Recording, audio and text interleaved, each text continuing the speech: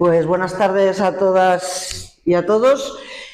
Yo creo que me conocéis, pero para que no me reña David me voy a presentar. Soy María Jesús Vázquez, soy concejala de Gana Medina en el Ayuntamiento de Medina del Campo y hace 2 meses estuve en el Sáhara, por desgracia muy poco tiempo, solo 3 días.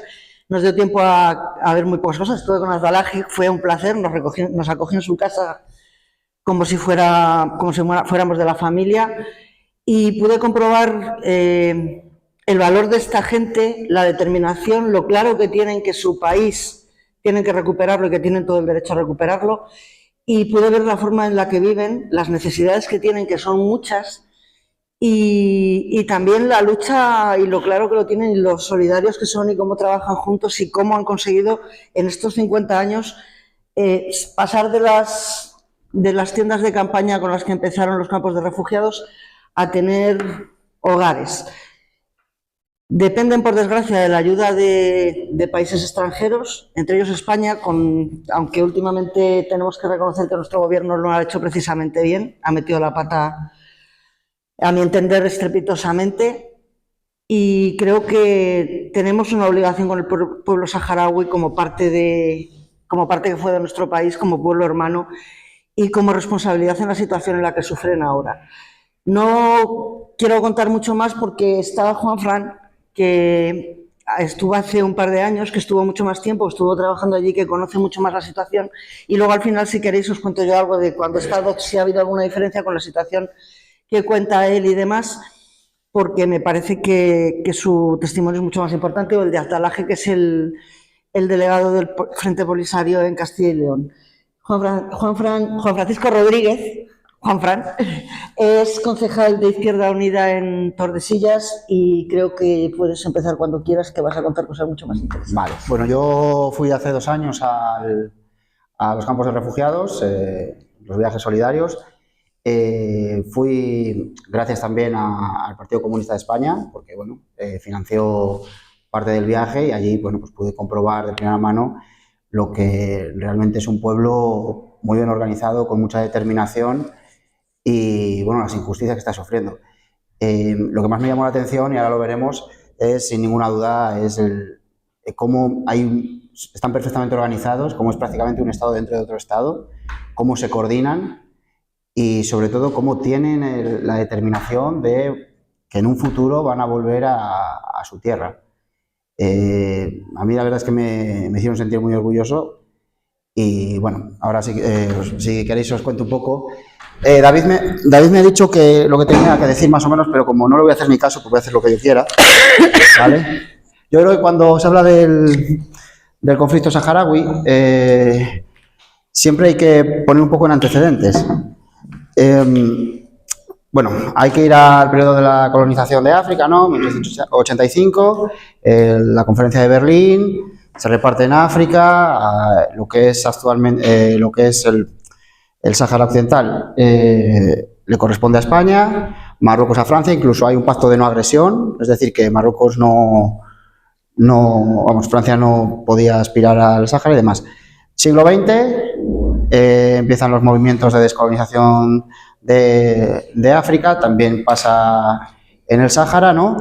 Evidentemente, las potencias colonizadoras pues, no quieren. Lo que pasa que la determinación del pueblo saharaui, bueno, pues que son muy guerreros, pues al final hacen que el régimen entonces de Franco intente darles más autonomía, pero es que ni con autonomía, es decir, como si fuera una provincia, como si fuera una provincia, pero con más autonomía, decían que no.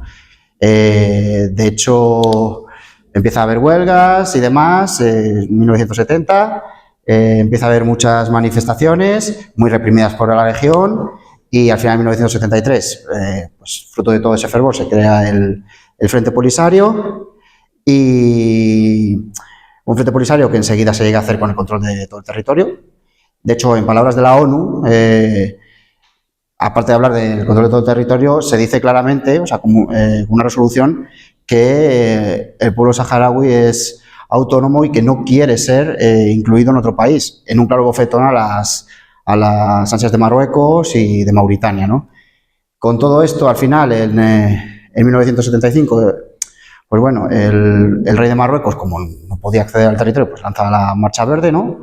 Pues claro, al final, incluso el régimen franquista estaba planteando el referéndum y demás porque no podía controlarlo, pero claro, eso no le interesaba al rey de Marruecos porque lo iba a perder. Entonces lanza la Marcha Verde, es decir, prácticamente invade, como lo hace un marroquí, el Sáhara. Y justamente en 1965, es importante señalar, poco tiempo de la Marcha Verde, sube al poder, al jefe del Estado, el bribón, ¿no? Juan Carlos I. Entonces, claro, ¿qué pasa? Hasta entonces el régimen de Franco es verdad que no sabía muy bien qué hacer con el Sáhara, pero él tenía mucho miedo a lo que había pasado en Portugal, con la descolonización de Angola, las repercusiones que tuvo con la reducción de los claveles y, por lo tanto, a perder su corona, ¿no? ¿Qué hizo con esto, entonces? Pues que al final llegó a un pacto con Estados Unidos y con Marruecos, un pacto secreto, porque salió luego, después, a los años, con la CIA, los papeles desclasificados de la CIA. Llegó a un pacto secreto en el cual, bueno, pues más o menos se repartían ellos el botín. A ver, a Estados Unidos le interesaba el Sáhara porque es rico en bastantes recursos naturales y tampoco le interesaba que lo tuviera España porque además es que nunca se llevó bien con el régimen de Franco. Aparte, luego Marruecos era el caballo de Troya de Estados Unidos en África. Una vez que pasó eso, bueno, pues al final todo era secreto, pero se plasmó en las conferencias de Madrid, ¿vale? Donde en teoría se repartieron el territorio entre Marruecos y Mauritania, pero bueno, a Mauritania le tocó nada, la habían engañado, que también en parte por eso luego Mauritania sí que firmó la paz con el Frente Polisario, que ahora, bueno, no es que Mauritania no tenga esa aspiración, pero sí que es verdad que ahora mismo no es un agente en conflicto. Y bueno, pues al final, evidentemente, aunque se hayan repartido el territorio, los saharauis no se fueron de allí. Y fue cuando estuvieron guerreando y ahí prácticamente empieza ya toda la historia de lo que es los campos de refugiados, porque mientras los hombres estaban guerreando, las mujeres con los niños se fueron a esa zona de Tinduf, donde ahora mismo, en Argel, donde ahora mismo están los campos de refugiados. Eso es importante para una cosa que luego veremos. Entonces, bueno, con ese contexto histórico rápido y donde me he saltado muchas cosas, pero bueno, donde queda claro más o menos un poco cómo fue la situación, quiero empezar un poco lo que es el viaje y lo que yo sentí, ¿vale? Las primeras impresiones nada más llegar. Bueno, tú llegas al aeropuerto, ¿vale? Y claro, es impactante. Yo en primer lugar intenté hacer una foto, porque todo el mundo está haciendo fotos. Todo el mundo está haciendo fotos y me dijeron, oye, que es un aeropuerto militar, no puedes hacer fotos. Digo, vale, cualquiera les decía que no también.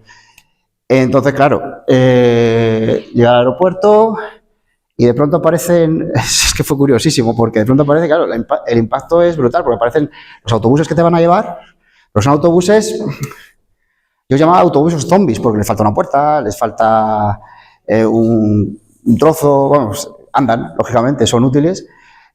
Algunos tienen, claro, algunos tienen la foto, a lo mejor, uno tenía la foto de Del Piero, otro ponía Santander, digo, mira, qué bien. Cosas así. Yo me voy a montar al autobús y yo iba con el subdelegado del Frente Polisario en Extremadura, ¿vale? Con Alali.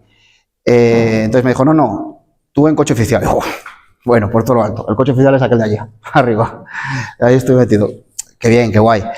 Pero que te quiero decir que todo es así un poco rudimentario. Claro, ¿por qué los autobuses son así? Quiero contar una anécdota de un concejal de Izquierda Unida de Zaragoza, Alberto Cubero.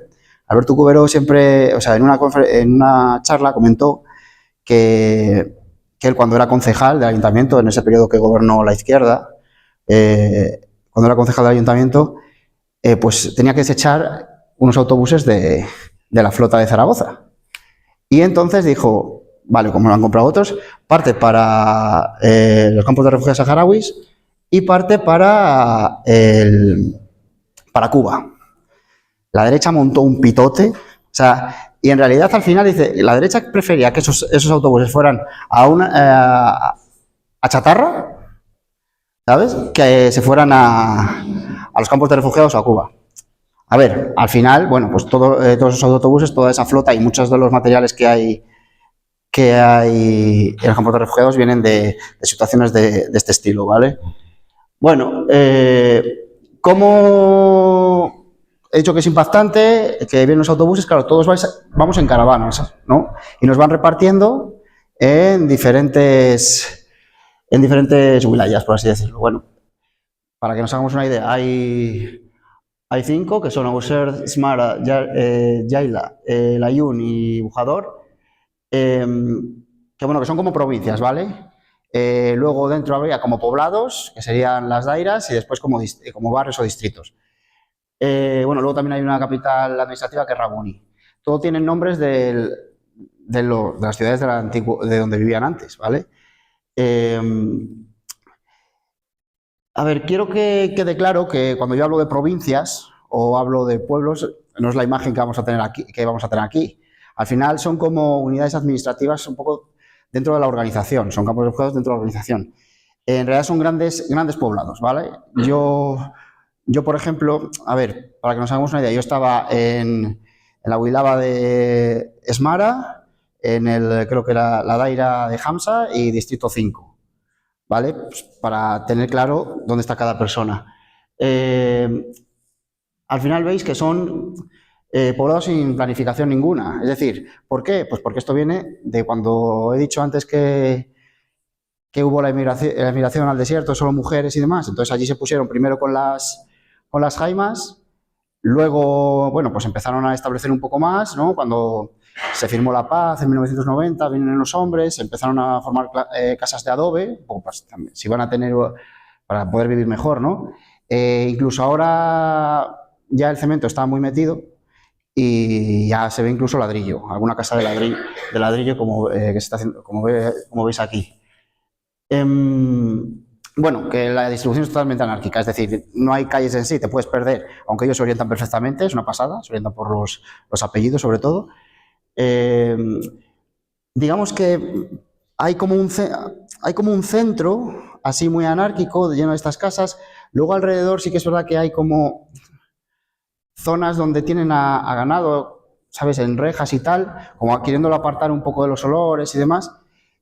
Y luego en el exterior hay equipamientos nuevos que se han ido haciendo, son escuelas, institutos, que son un poco más grandes. Lo que pasa es que, claro, todo eso se va uniendo cada vez más porque mucha de la gente que se ha ido a trabajar fuera vuelve, se hace la casa allí, pues, sobre todo pues gente que trabaja de temporero en la construcción, está unos meses en España, por ejemplo, y luego vuelven allí otros meses y demás, ¿no? Entonces, bueno, pues todo va creciendo.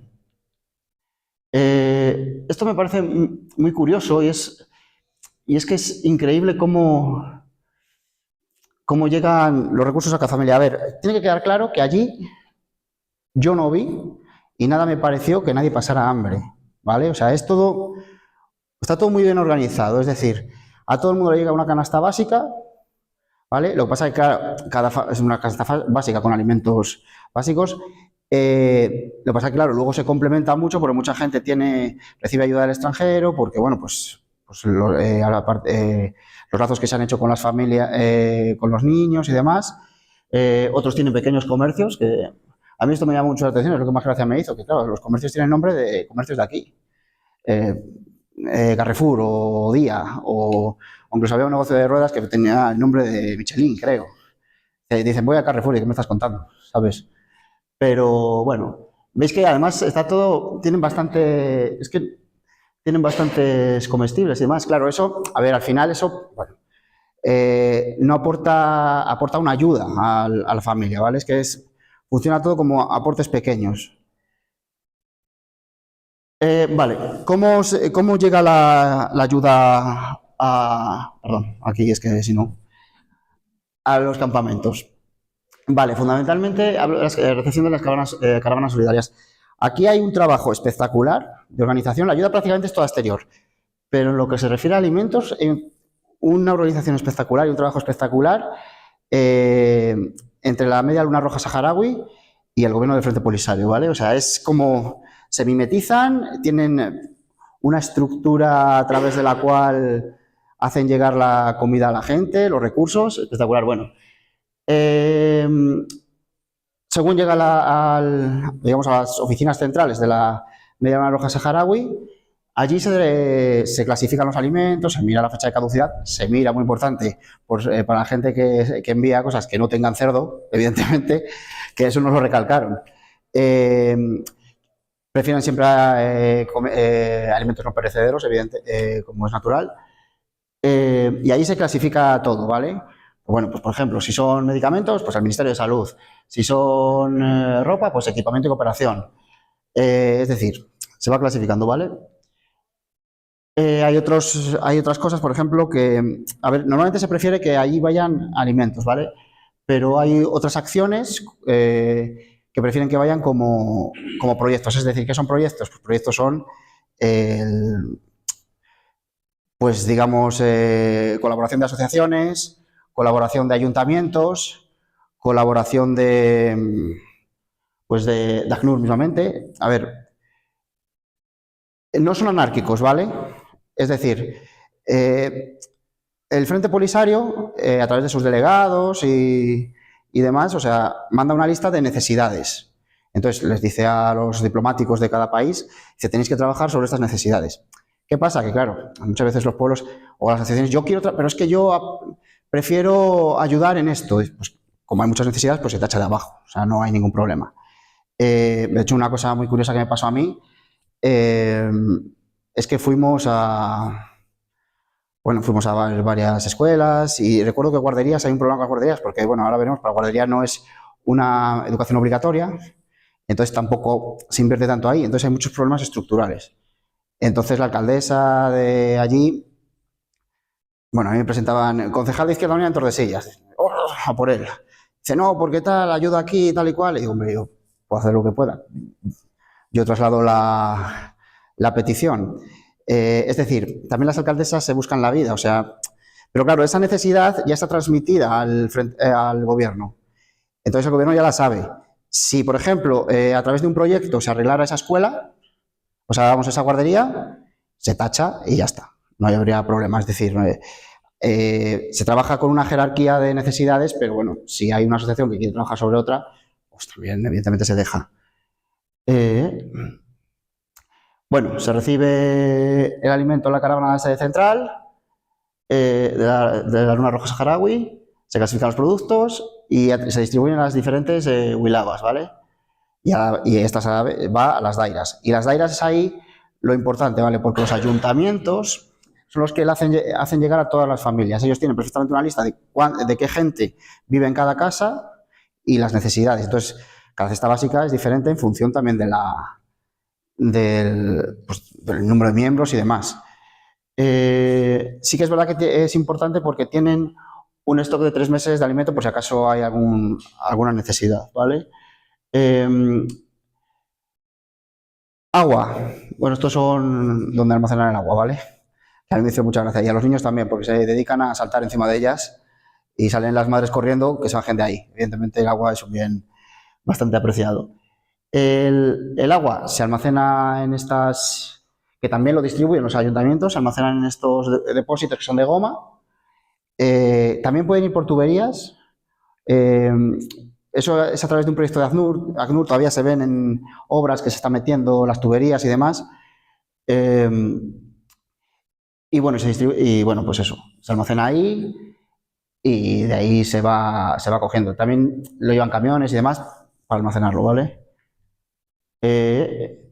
Antes de nada, por aquí no lo tengo, pero sí que también la electricidad también se distribuye. La electricidad, como otros muchos materiales, se compra a Argelia. Argelia también hace negocio, como el cemento y demás. Antes también se compraba en Mauritania, pero con la guerra está cerrado ese conducto, ¿vale? Quiero decir que es importante, he estado incidiendo ahora mucho en los ayuntamientos porque me parece que hacen una coordinación y hacen un trabajo espectacular, pero claro, ellos se quejaban, dicen, lo hacemos prácticamente sin financiación. Yo fui a visitar un ayuntamiento sin ordenadores, y te contaban eso, que claro, que es que lo hacen todo sin financiación, escuchan los problemas de la gente, claro, son los primeros a los que va la gente a protestar, a la alcaldesa, en este caso a la alcaldesa. que hay que tener valor. De hecho, la alcaldesa por las noches se visitaba un montón de casas, ¿sabes? Era muy curioso, la señora. Y bueno, pues hacen un trabajo muy bueno de distribución, pero claro, apenas sin financiación. Es que allí, claro, en el Sahara el problema es que financiación hay poca, como ahora veremos. La sanidad, vale, hay centros de salud en cada wilaya, en cada provincia, y hay un hospital nacional en Rabuni. ¿Qué pasa? Que evidentemente también hay carencias, como en todo Sahara. Hay necesidad de infraestructura, material, recursos humanos. Mira, un ejemplo muy rápido de lo que he dicho antes de la ayuda que llega y se va tachando. Pues estábamos en el Hospital Nacional y unos compañeros de Extremadura llevaban medicamentos, pero lo llevaban yo creo para otra parte, no para ese hospital. Entonces dijeron rápidamente, nos reunimos con el director y decía el director, pues sí, aquí hay necesidades de tal, nosotros tenemos medicamentos. Claro, se les dio esos medicamentos que necesitaban, luego él comunica que los tiene y se tacha la necesidad, ¿vale? Claro, faltan muchísimas cosas, nos comunicaban que faltan ecógrafos y demás. Eso no quiere decir en ningún momento que no haya atención, allí se atiende a todo el mundo. Si es un poco grave, o sea, se entiende, pues digamos que en los centros de salud de cada wilaya, si es un poco grave, al hospital de Rabuni, y si ya es más grave, pues tienen cooperación con otros países, Argelia o mismamente España, donde se trae a gente y aquí se la atiende. De hecho, muchas ciudades tienen pisos para traer aquí a gente que necesita ser tratada, si no puede quedarse con una familia que tenga aquí. Valladolid, creo que con el gobierno de Valladolid toma la palabra, creo que consiguió alguno y los aumentó incluso para poder hacer estas cosas. Importante, los médicos, y aquí es donde viene la cuestión bastante importante. Los médicos en sí tienen un problema en el sentido de, claro, la gente que estudia medicina, que sobre todo estudian en Cuba, ¿vale? Luego casi no vuelven. Están intentando que tengan que vengan unos meses a trabajar. Españoles que van allí a trabajar 15, 20 días. Claro, con eso no haces un buen proyecto, no haces un buen seguimiento. ¿De dónde sale la mayor parte de los médicos? De Cuba, ¿vale? La mayor parte de los médicos son cubanos, pero además que a lo mejor están allí un año, son lo que llaman las brigadas internacionales, que están en muchos países, están allí un año trabajando allí, luego el Frente Polisario llega con el gobierno de Cuba a un acuerdo, ¿no? Luego se vuelven a Cuba y ahí les espera pues, una gratificación económica por haber hecho eso. Y esto ocurre en muchas partes del mundo. Lo digo porque quizás es bueno reivindicar el gobierno de Cuba y a Cuba en este sentido, porque siempre se habla un poco mal de Cuba y claro, es que prácticamente para el tercer mundo, si no existiera, sería un verdadero drama por todo lo que aportan, sobre todo en materia sanitaria, ¿no? Como es el caso. Educación. Vale, hay varios niveles educativos. Las guarderías no es obligatorio, pero son bastante necesarias, porque bueno, preparan para la escuela y bueno, pues así también garantizas que en la guardería, pues digamos, los niños estén más recogidos y demás. Lo que pasa es que es verdad que las guarderías tienen muchos problemas de infraestructura. Hay una educación obligatoria de 6 a 15 años. Lo que pasa es que la red es insuficiente, ¿vale? La red de colegio, bueno, la red educativa en general es insuficiente para abarcar tanto niño. Los colegios, por ejemplo, han sido creados pues yo visité uno que fue por Solidaridad Venezolana, ¿vale? Además ponía la foto de Chávez y todo. La red es bastante insuficiente, pero no hay ningún chico que se quede sin escolarizar, ¿vale? ¿Por qué? Pues porque hay convenios con otros países, por ejemplo, en secundaria sí que van bastantes a Argelia y bueno, y luego también hay proyectos, por ejemplo, aquí en España tenemos muchos niños estudiando gracias al proyecto Madraza, es decir, igual que vacaciones en paz vienen en verano, pues el proyecto Madraza vienen durante todo el curso y están estudiando aquí. Luego, bueno, la universidad también lo mismo, van a Argelia o sobre todo a otros países con los que tienen convenios como es Cuba, sobre todo en Cuba y América Latina. Sí que me gustaría señalar que, a ver, aparte en los centros educativos lo que también se garantiza, ¿vale? Y esto es muy importante para entender, yo creo, la preocupación del Frente Polisario por la juventud, que la verdad es que tienen como un potencial. Se garantiza el desayuno, ¿vale? Es a través de proyectos, por ejemplo, un proyecto español que creo que se llama Desayuno Madraza o algo así, que garantiza, por ejemplo, las escuelas, que todos los niños que van a las escuelas tengan allí el desayuno. Entonces, es una forma de controlar que están alimentados, aparte del evidente servicio educativo. Juventud. Bueno, la juventud lo que pude comprobar yo es que asistí a un debate en casa que me encantó, me dio bastante miedo, pero me encantó. Incluso estoy hablando con gente del UJ Sario, de las Juventudes del Frente Polisario. El debate, o sea, lo que me señaló es que sí que se veía como una ruptura generacional. Es decir, los jóvenes como que acusaban a los mayores de retirarse de la guerra en 1990, ¿vale? Y se llegó a un acuerdo. También lo que te contaban los mayores, claro, digo, ¿y qué ha pasado? ¿Por qué? Yo preguntaba siempre. Yo iba con mi libreta y cuando tengo una pregunta, siempre lo decía y se reían. Dice, Juanfran, una pregunta, qué raro. Entonces, claro, lo que te decían es que evidentemente después de tantos años de guerra también hay que entender la fatiga y que la gente quería volver a su casa. Y bueno, si surgió esa posibilidad de paz, pues, pero claro, los jóvenes actualmente no lo entienden. ¿Vale? Los jóvenes que se han tenido que quedar allí, incluso hay un fervor guerrero, ellos quieren ir a guerrear. Claro, los que se quedan allí pues quieren ir a la guerra, otros quieren venirse a trabajar para enviar dinero a su familia y bueno, pues hay algún problema. Por ejemplo, sí que nos contaban, pues bueno, gente del UJ Sario que claro, ellos están un poco preocupados por la droga, porque creen que Marruecos está intentando meter droga, pues bueno, pues claro, al final ya lo hizo. Me contaron que, bueno, me contó el UJ Sario que sí que tienen esa preocupación, entonces, bueno, pues que claro, intentan combatirlo con campañas y ten en cuenta que al final la sociedad saharaui allí, bueno, pues es una sociedad muchas veces con mucho tiempo libre, ¿vale? Entonces, claro, eso es si metes ahí la droga, pues puede ser peligroso. Entonces, bueno, el J. Sario trabaja en controlarlo y, bueno, también tenían la preocupación de que también empiezan a surgir escuelas islámicas, ¿vale? Es decir, no es muy grande, pero sí que nos señalaban esa preocupación al respecto. Es decir, incluso de gente que lleva a sus hijos a la escuela, al sistema público, por así decirlo, y luego por la tarde a la escuela islámica. E incluso unos compañeros con los que fui, que eran de León, porque fuimos 3 representando al Partido Comunista, tenían preocupación a la vuelta porque nos dijeron que él sí que iba y se notaba en las formas y demás. El papel de la mujer, bueno, es que esto me parece increíble, o sea, era como algo que se palpaba, es decir, la importancia de la mujer era como algo que se palpaba, pero que nadie decía, ¿sabes? Era muy curioso, pero era claro, hasta que yo pregunté y ya te dijeron, sí, mira, tal. ¿De dónde viene fundamentalmente el papel de la mujer tan importante? Bueno, en primer lugar, porque cuando fueron las primeras que tuvieron que enfrentarse a la difícil labor de establecerse en lo que actualmente son los campos de refugiados, en cuidar a la familia, mientras los hombres estaban guerreando.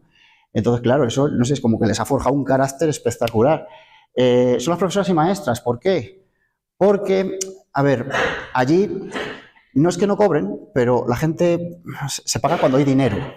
Entonces, muchos se han ido a trabajar fuera para enviar dinero a su familia. Entonces, el sistema público prácticamente de educación está conformado por mujeres incluso que han estudiado en España, incluso y han vuelto, o sea, allí, he conocido algunas.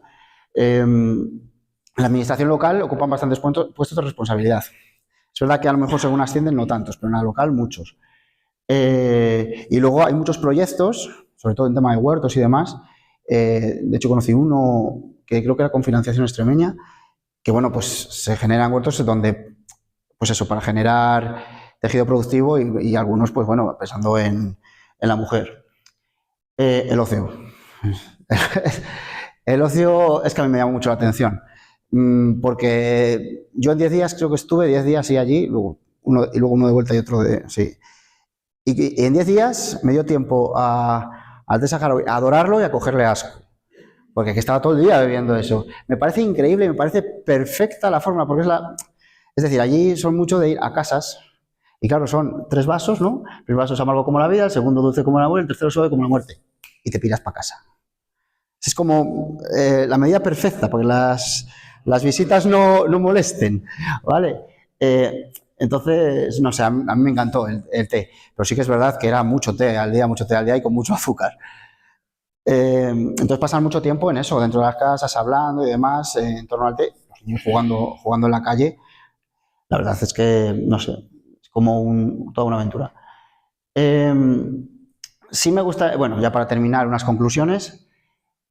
Lo dije al principio, es un estado dentro de otro estado, es un estado, o sea, hay una organización espectacular, o sea, aluciné de lo bien organizado que estaba y de cómo llegaban a todo y de cómo, claro, tú entras y dices, aquí no hay control ninguno. No, hay control, o sea, hay control y hay una red perfecta para garantizar las necesidades básicas de cada saharaui.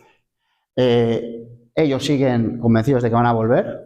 De hecho, ahora, por ejemplo, la diferencia entre la guerra de ahora y la de entonces, que ahora Marruecos, pues claro, al final Marruecos, que si está en contacto con el Mossad, que si está en contacto con Estados Unidos, pues tú imagínate la tecnología que manejan. Pero al final, no sé, en la guerra, como ellos están acostumbrados a la guerra de guerrillas, pues les preparan alguna bastante interesante.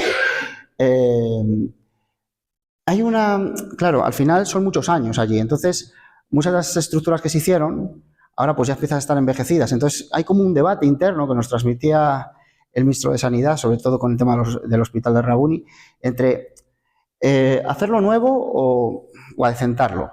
Ese es un debate que tienen internamente. Y luego les debemos apoyar en parte porque somos la potencia colonizadora y porque les hemos abandonado totalmente. Quiero con eso terminar con esto que me dijo el representante del UJ Sario y que me parece muy representativo.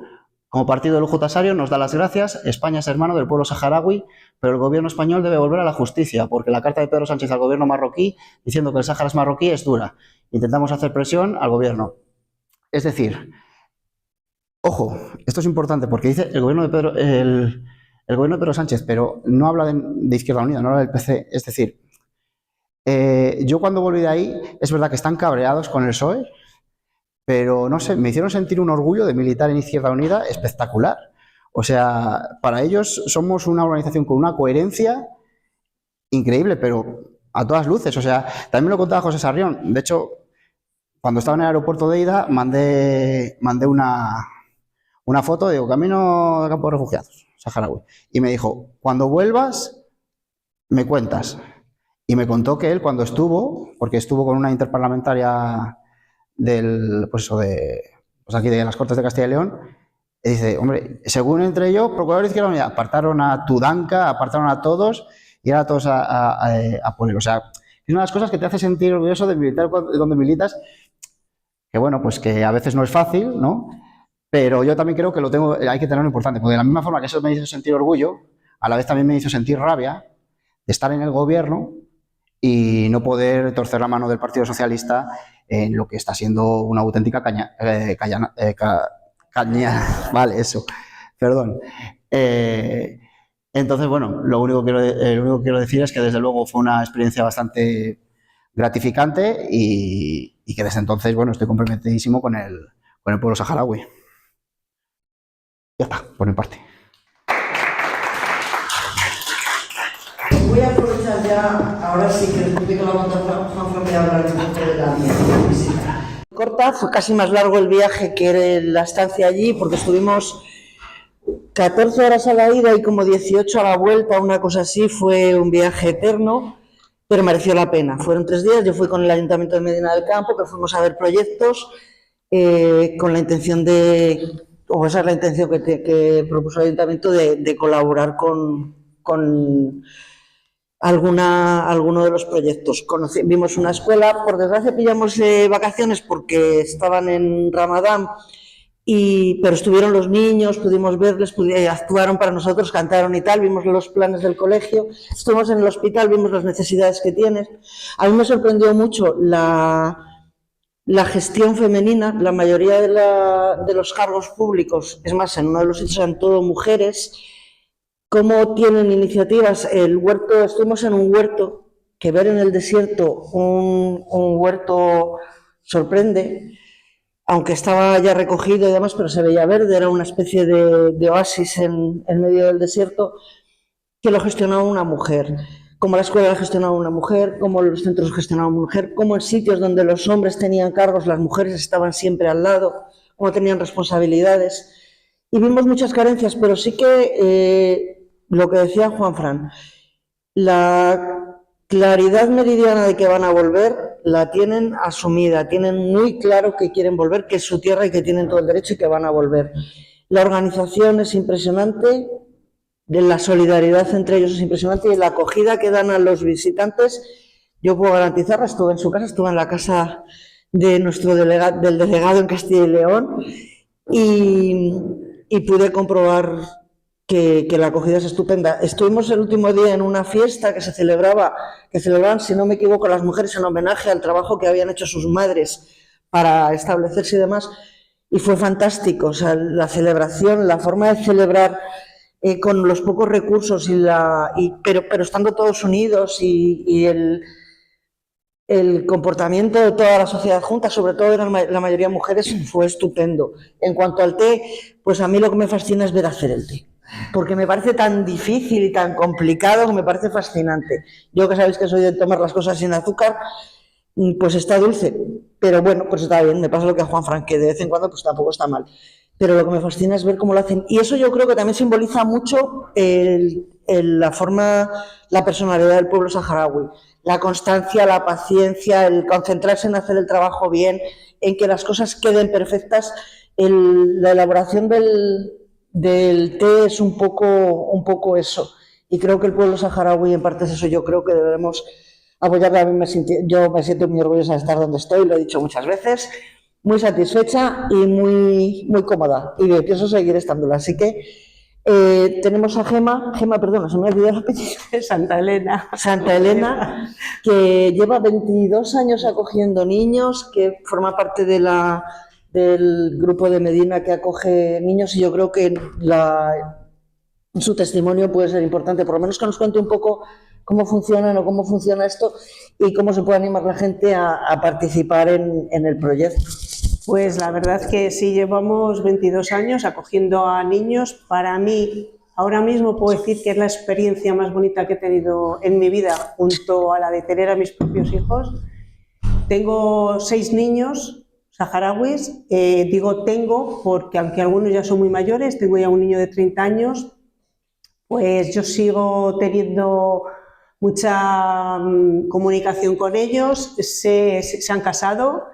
Nos han invitado a la boda, pero por problemas no hemos podido ir, pero han intentado, por ejemplo, hacer la boda, porque nosotros fuimos en diciembre, en el viaje de las familias. Tengo mucha comunicación con ella, me llaman, nos llamamos, o sea, cuando han acabado sus estudios, el mayor ha venido a España, le hemos ayudado a conseguir los papeles para que pueda estar aquí legalmente. Y la verdad que es una experiencia que hay que vivirla. Igual que el viaje en los campamentos, hasta que no se va, no se siente, porque no es igual que te lo cuenten a vivirlo, no, como tú lo has podido. No. Bueno, pues no os quejéis de los viajes de ahora, porque yo he ido 7 veces y mi primer viaje fue en el 2003 y no tiene nada que ver, no había carreteras. El viaje era en camión, sin lona, en el remolque allí, los bultos que llevábamos, la gente encima por todo el desierto, porque no había carreteras. Y bueno, pero para mí seguían siendo pues unos viajes maravillosos y siguen siendo. Los viajes son el aeropuerto de Tinduf horroroso, pero todo merece la pena. A ver, Vacaciones en Paz es un programa de acogida a niños saharauis durante los meses de julio y agosto. Y el fin primordial es quitarles de las temperaturas allí en verano, que hace como más de 50 grados, y sobre todo darles la posibilidad de hacer los reconocimientos médicos, porque allí, como hemos estado viendo, pues tienen lo básico. Entonces vienen aquí, lo primero que se les hace es un reconocimiento médico y luego ya, dependiendo de cada uno, pues si tiene que llevarse a especialistas. Yo, por ejemplo, mi primer niño tenía perforado el tímpano, y con los tratamientos viniendo aquí y eso, pues al final ahora con 30 años no tiene ningún problema en el oído. Luego también pues darles una alimentación variada, un poco pues de todo, porque allí, como hemos visto, pues Su alimentación es básica de la ayuda humanitaria, que sobre todo pues, son productos no perecederos, pasta, arroz, poco más. Entonces aquí una alimentación pues, un poco más completa. Y luego la verdad que nos puede parecer mentira, pero no os podéis imaginar lo que aprendemos de ellos. Y sobre todo, valorar lo que tenemos aquí. Porque no lo valoramos hasta que a lo mejor nos falta y les vemos a ellos cuando vienen y te das cuenta la suerte que tenemos de todo lo que tenemos y no lo sabemos aprovechar. Entonces es una experiencia muy bonita de todo lo que te aportan. Tú les aportas, pero ellos te aportan más. Nosotros a lo mejor es más si les das también mucho cariño porque al final son partes de tu familia. O sea, son partes de mi familia y van a seguir siéndolo pues hasta que desaparezcamos, pero vamos, seguimos siendo familia. Entonces, aparte del cariño y todo eso, porque nosotros a lo mejor es un poco más... Tú aquí vienes y vienes sin nada, entonces les compras ropa, les compras, pues eso, les das de comer, les llevas a sitios, un poco a lo mejor económico. Ellos vienen aquí con una mochilita que probablemente te traigan una melfa. Una melfa es el traje típico de la mujer, o un darraj, que es el traje típico del hombre. Entonces, simplemente es un recuerdo. O sea, ellos tienen que regalarte algo, solo para agradecerte lo que estás haciendo por ellos y te van a dar las gracias 1000 veces y más. Entonces son súper agradecidos. Entonces nosotros les damos mucho más a lo mejor económico, pero ellos lo que te dan es todo eso que no se puede comprar, que eso pues se siente dentro. Luego, por ejemplo, pues eso, la posibilidad de ir a los campamentos y vivir, porque los viajes que hacemos, no sé cómo son los institucionales, los viajes que hacemos las familias, estamos allí 8 o 10 días con la familia, con tus niños, en su casa, duermes con ellos, porque allí dormimos todos juntos, tirados en el suelo, o sea, allí todos juntos. La comida... igual, la comida, en un plato enorme ponen ahí toda la comida. Nosotros al principio, pues nada, solo comíamos con los niños, pero yo ya me he negado y ya no, tenemos que comer todos juntos porque te ponen a ti la comida, luego lo que queda, pues para los demás. Entonces, no, yo quiero que comamos todos juntos y lo he conseguido. Y este último viaje estamos comiendo todos juntos. A mí me da igual que ellos coman con los dedos y yo no, o sea, es que eso me da exactamente igual. Yo quiero comer todos juntos y lo he conseguido. Y comemos todos juntos. Luego, pues eso, o sea, se desviven. Allí cuando tú vas, se desviven. No digas que quieres algo porque remueven todo para conseguirlo. Aunque tengan que ir a Tinduf, que yo ya me enfadaba porque hay veces que hacen viajes pues que no tienen que hacerlo. Comes lo de ellos, pues eso, visitas hospitales, visitas colegios. Luego la familia, claro, la familia no es la familia de tus niños con sus padres, es que al lado está el tío, eso normalmente son familias muy, muy numerosas, todos quieren que vayas a su casa, entonces pues no te da horas del día para poder visitar a todos y todos cuando vas es el té y el té y el té.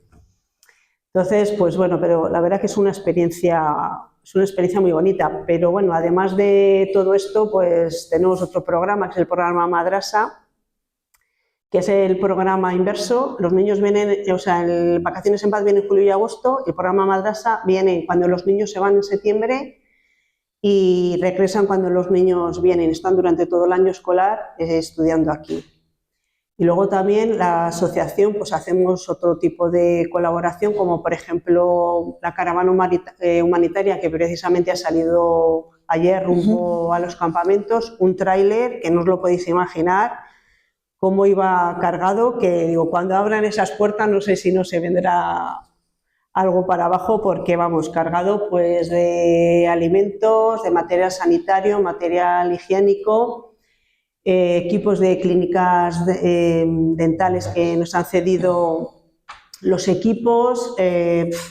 Bueno, el tráiler iba, pero vamos, totalmente lleno.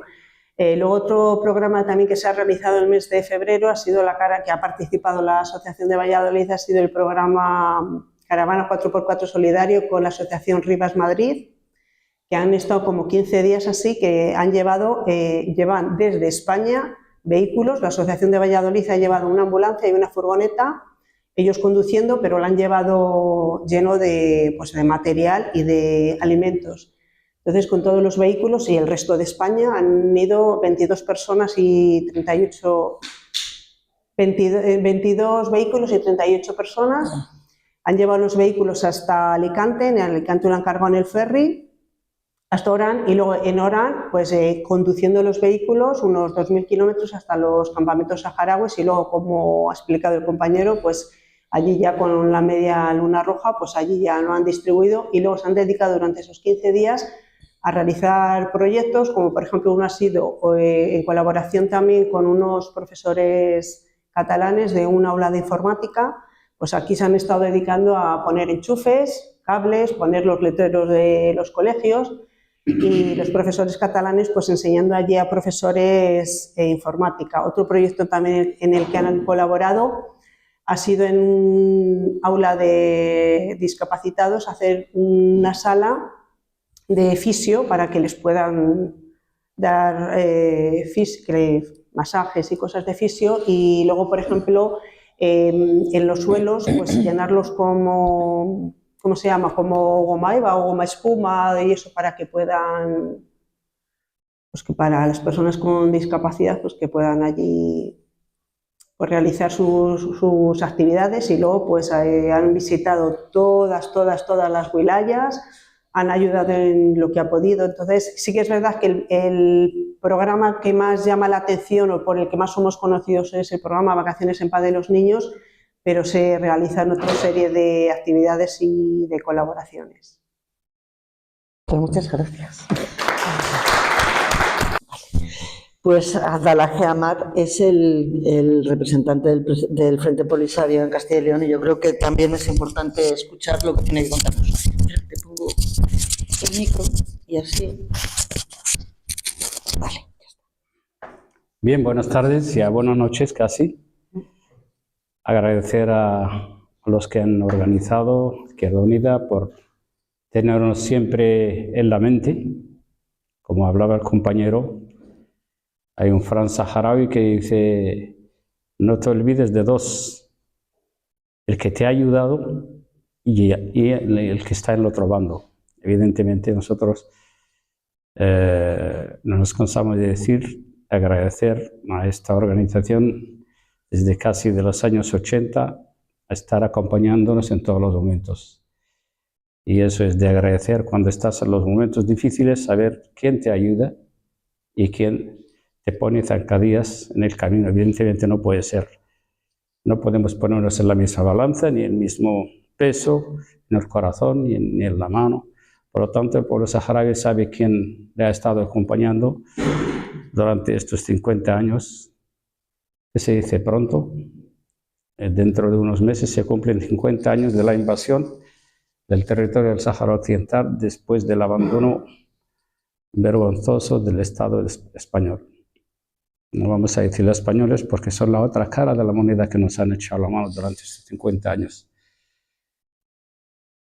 50 años. Es fácil, es rápido decirlo, 3 segundos, pero la sangre, el sudor, las lágrimas que ha pasado por el pueblo saharaui no se puede describir, ni aunque levantáramos a Cervantes ahora a escribir, durante toda su vida no se puede. Es difícil, dificilísimo de poder contar qué es lo que ha pasado en una tragedia a un pueblo desarmado, pequeño, donde le han quitado su tierra, su libertad, sus riquezas, su mar, su aire, su libertad. Afortunadamente no tienen el oxígeno. La tragedia empezó, como se ha dicho, como saben, no queremos alargarnos porque siempre el último le toca ser breve para no ser pesado. Cuando España desgraciadamente abandona sus 53 provincias, y eso es, hay que resaltarlo y subrayarlo. Había procuradores en Cortes, mi padre tenía el DNI español. De repente de la mañana a la noche es decirles a los ciudadanos de de Castilla y León, que les invade Francia por una parte y Portugal por otra y tienen que desaparecer de su tierra. No han venido, evidentemente, Marruecos ha tenido mucha suerte, porque en el 76 no había, evidentemente, el territorio no había testigos, no es como ahora, por lo menos, Palestina, aunque las imágenes que traen no las podemos ver ya, Ucrania, por lo menos, hay testigos. Cuando ocurrió esto no había testigos. En 1976, lo que le ha ocurrido al pueblo saharaui no se puede describir, porque fue bombardeos con napalm, con fósforo blanco. Las víctimas siguen estando, los que están ahí, y sus familias todavía tienen las escuelas. Es una persecución de pueblo saharaui que no tienen más sus vehículos que tenían en su casa, o los que no tienen vehículos tenían que ir andando, y afortunadamente teníamos un amigo en el este, que es Argelia, que nos acogió, porque la invasión era terrible. Del sur venía el ejército mauritano y el norte marroquí, o sea, era un bocadillo a repartir, y la gente, sálvese quien pueda, todos corriendo, el que podía a pie, a las mujeres en el camino. O sea, ha sido un camino de salida de la ciudad de Saharaui hacia el territorio argelino, bajo el bombardeo, bajo la persecución de los militares marroquíes, de unos 10 a 15 días para que llegues a los que tienen suerte que a encontrar algún vehículo para poder llegar. Es una tragedia, no solamente es una causa, evidentemente es una causa justa, pero está dentro de esa causa justa está la parte que la gente no ve, no encuentra, no ve.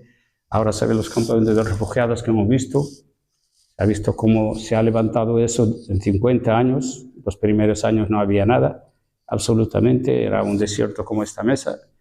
Y a base de esfuerzo, a pesar de que había una guerra de 18 años por parte de Marruecos, aunque Mauritania luego rectificó y se retiró del territorio, ahora reconoce a la República Saharaui, podemos entrar con nuestro DNI saharaui, ha intentado corregir un poco.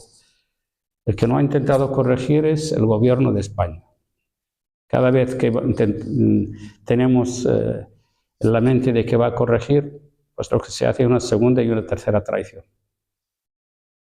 Acabamos de ver hace 2 años, ahora, el cambio de postura del presidente del gobierno es inexplicable, porque el apoyar a un régimen dictatorial en el norte de África, creo que es el único que queda en África, contra un pequeño pueblo que lucha por su libertad 50 años después, yo no sé cuál es la expresión más adecuada, quizás alguien me lo pueda buscar en un diccionario para poder decir cómo es posible que una persona que se dice demócrata, un gobierno democrático, elegida democrática, pueda apoyar a un dictador como ese, y además haber cometido estas atrocidades en contra de este pueblo. La organización administrativa, ya se habló de ella, yo creo que la parte más oculta es la parte humana. La parte humana y la parte política. La parte política es un poco más visible, pero lo que más nos duele a nosotros internamente es que el mundo no... Hay muchas organizaciones internacionales, mucho apoyo, pero poca verdad. La ONU, la Organización Africana, los no alineados, el derecho internacional, los juristas, pero al final Marruecos, como Israel, como Rusia, hacen lo que quieren. Si hay que bombardear, se bombardea, si hay que matar. La parte más dura de la tragedia saharaui es las zonas que están ocupadas por Marruecos. Ahí no se permite que periodistas, ni observadores, ni nadie pueda ver qué es lo que está pasando en las zonas ocupadas por el Sahara, porque los devuelven del aeropuerto. Lo han hecho más de una vez, más de 3, más de 4 y más de 5. No quieren que haya testigos. Hay presos que están encarcelados con una cadena perpetua, hay otros con 25 años, hay otros con 20, por haber levantado un campamento del 2010, se llama campamento reivindicativo. Para haberlo levantado, esas condenas de perpetua de 25 y de 20 años. Ya os podéis imaginar los amigos, entre comillas, del presidente del gobierno, qué es lo que hacen, independientemente de las cárceles, de la tortura, de que es una cárcel grande por la parte sur. En la parte este hay un muro que ha levantado el ejército marroquí en los años 80 hasta ahora. El Sáhara es impenetrable. Ese muro divide el Sáhara. Están las minas alambradas, están los radares, el ejército marroquí, unos 170.000 de norte a sur del Sáhara. Entonces el Sáhara es una gran cárcel en la que otra parte está el Atlántico, el norte está Marruecos y la otra está el muro. Los saharauis, si tienen una salida, tienen que hacerlo a través de Marruecos. Todo lo demás es una gran cárcel llena de minas en la que los saharauis pues, están oprimidos, reprimidos, y el que levanta una bandera saharaui, pues a la cárcel. Una bandera, no estoy diciendo ninguna tontería.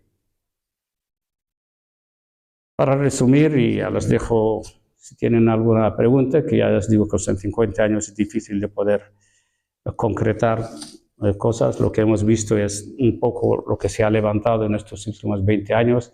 Afortunadamente, tenemos que dar las 1000 gracias sin cansarnos a Argelia, que nos ha acogido. Luego ya desde hace 10 años ya hay electricidad, ya hay carretera, hay asfalto, y por lo menos ya podemos tener algunos elementos de resistencia para poder continuar nuestra lucha. Hay una guerra invisible, son los drones marroquíes que Israel y Turquía les han vendido, que están asesinando diariamente. Lo que pasa es que es una guerra sin testigos, y eso es lo que nos duele a nosotros internamente, que a pesar de la comunidad internacional, que hay muchas declaraciones en favor de los derechos humanos, pero al final la realidad no hay.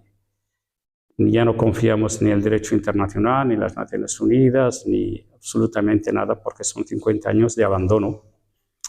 La otra cara de la moneda es el agradecimiento que hacemos a la sociedad civil española. España nos ha vendido, nos ha dejado, nos ha traicionado una y otra vez. Hemos encontrado el apoyo, hemos encontrado el cariño, hemos encontrado el sostenimiento de esta sociedad española dentro de lo que es España, desde Lugo hasta Algeciras y desde Alicante hasta Gerona. Casi todo el territorio español es una base de apoyo al pueblo saharaui, a sus reivindicaciones, dada esta situación, pues hemos encontrado el apoyo y el cariño de esto. Por lo tanto, esa moneda tiene dos caras, la que el gobierno que nos ha dejado abandonados y nos ha cedido a ese sátrapa y su hijo, y la otra cara es la sociedad española y los partidos que nos han apoyado durante estos 50 años. Yo, para terminar, como he dicho antes, el eslogan lo sigo manteniendo, ¿no?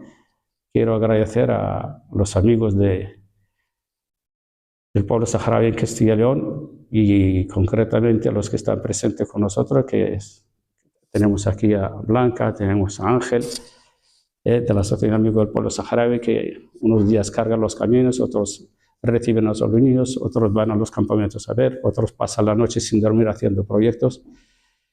Y no me puedo cansar en cualquier oportunidad que encuentro, pues darles las gracias en nombre de mi pueblo, darles gracias a esta organización que nos ha acompañado durante muchísimos años, que ahora nos acoge en este acto. Poca gente, pero valiente, y siempre la vanguardia arrastra de la retaguardia. Yo prefiero 10 que me acompañan a 100 que me dejan en el camino. Por lo tanto, amigos, amigas, muchas gracias, Blanca, Ángel, y a vuestra organización que nos ha invitado. Muchas gracias. Un aplauso para ellos, y me gustaría que Blanca o Ángel se podían decirnos unas palabras también, ya que están aquí. Pues dar las gracias a esta iniciativa que es tan necesaria para difundir la causa saharaui entre nuestros vecinos, nuestros pueblos, nuestras ciudades, porque haciendo esto no puede decir la gente, no, es que yo desconozco. No, desconoces aquello que quieres negarte, ¿no? Entonces siempre hay que que mover, ahora que está muy de moda esa palabra, mover conciencias en la gente, ¿no? Y por eso estamos aquí, porque queremos, junto a los que han tenido esta iniciativa, pues estar apoyando la causa saharaui y al pueblo saharaui. Yo estuve hace también poco, después, un poquito antes que vosotros, en el viaje que hicisteis institucional, estuve con otra caravana humanitaria que hacemos todos los años, que se llama 4x4 Solidario, en la que bueno, se aportan vehículos y se intenta llevar ambulancias para donar todo lo que llevamos, lo donamos a la Media Luna Roja, como bien ha dicho aquí Alejandro, creo que es. Perdón. Entonces nosotros allí en directo pues estuvimos con el director de la Media Luna Roja, una gente estupenda que nos acoge y nos quiere mucho siempre que vamos, y dejamos ahí todo el material que llevábamos para disposición de las necesidades que ellos consideren, que son muchas, y bueno, es poquito lo que podemos aportar para tanta población como está allí, pero bueno, intentamos por lo menos de alguna manera poder paliar eso un poquito. Y luego ayer, pues también, que habréis visto un poco en la prensa, también realizamos una despedida de una caravana de 24 toneladas para mandar también a los campamentos, que se prevé, bueno, que en un mes más o menos pueda estar allí, puedan recibir la población saharaui, y la Media Luna Roja pues poderla distribuir como consideren.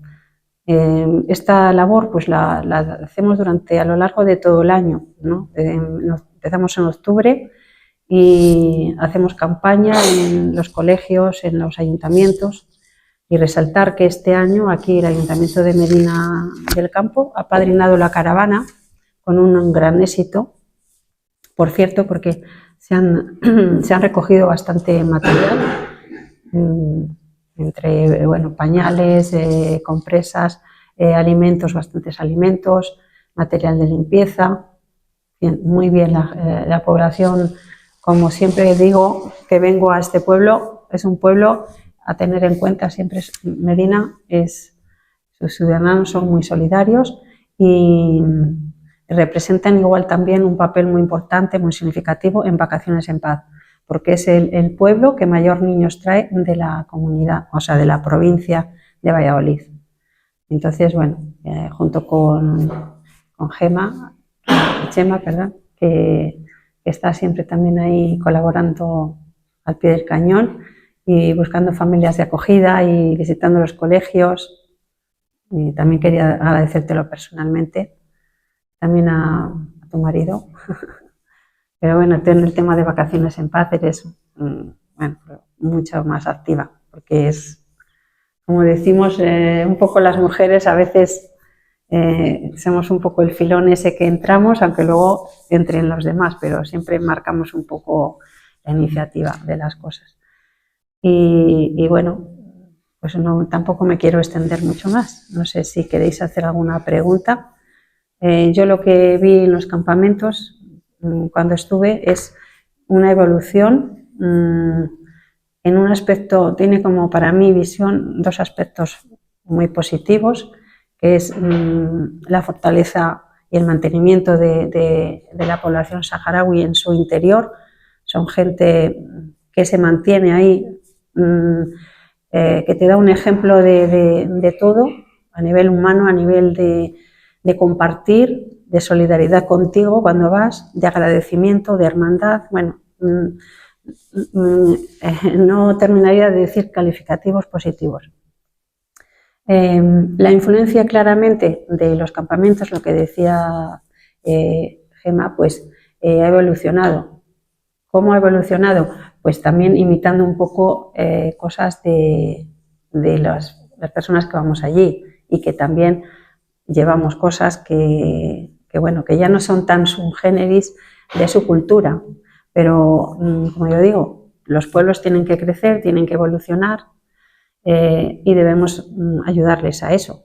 Y lo correcto es ayudarles a que evolucionen, pues que no sean consumistas, todas estas cosas que tenemos nosotros como personas aquí en nuestra sociedad, pues intentar no inculcarla allí, porque merecen mucho respeto y no son personas que tengamos que ir allí a decirles lo que tienen que hacer, sino más bien al contrario. Ellos nos enseñan a nivel humano muchos valores que nosotros hemos perdido por nuestra cultura, por nuestra forma de vida, de trabajo, de relaciones personales. No nos relacionamos, ellos se relacionan con todos, tienen unos vecinos que si tienen cualquier circunstancia pueden acudir a ellos, cosa que nosotros eso lo hemos perdido.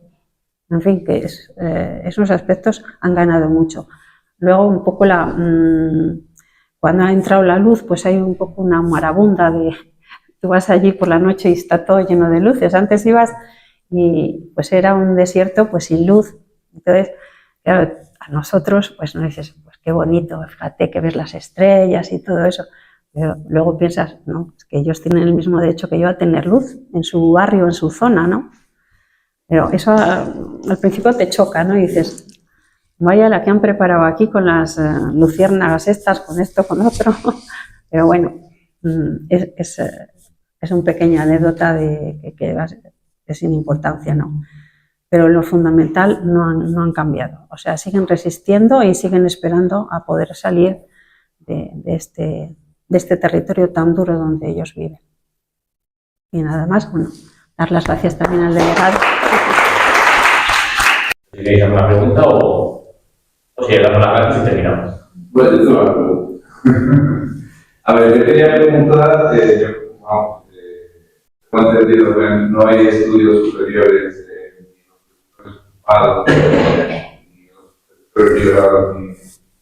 ni los campos de refugiados, y yo creo que es una vía de escape de que el pueblo saharaui está perdiendo sus pobres. Es una opinión que no lo digo desde el conocimiento. Y quería saber un poquito más de cómo funciona el tema de los estudios superiores. Que la educación es importante para la sociedad, no solo la básica, sino desarrollar sus propios médicos, sus propios técnicos especialistas, y no sé muy bien cómo está funcionando.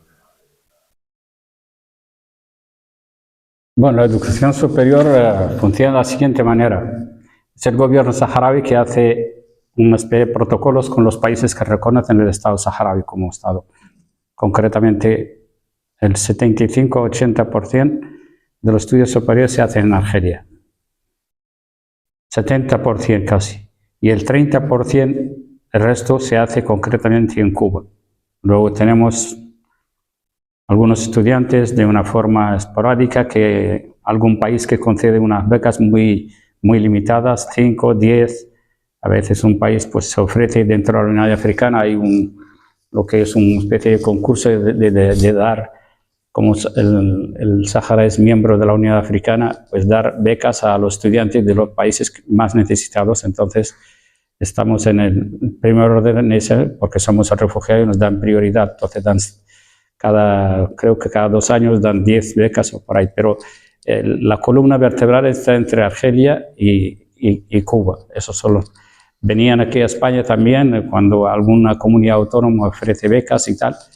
Luego más el tema de madrasa, que han hablado de ello, que eso ya son las familias que acogen a un niño o una niña para poder continuar sus estudios. De Zamora. Entonces, es a través del gobierno saharaui que envía a los estudiantes que tienen, evidentemente hay una serie de condiciones, que son las notas.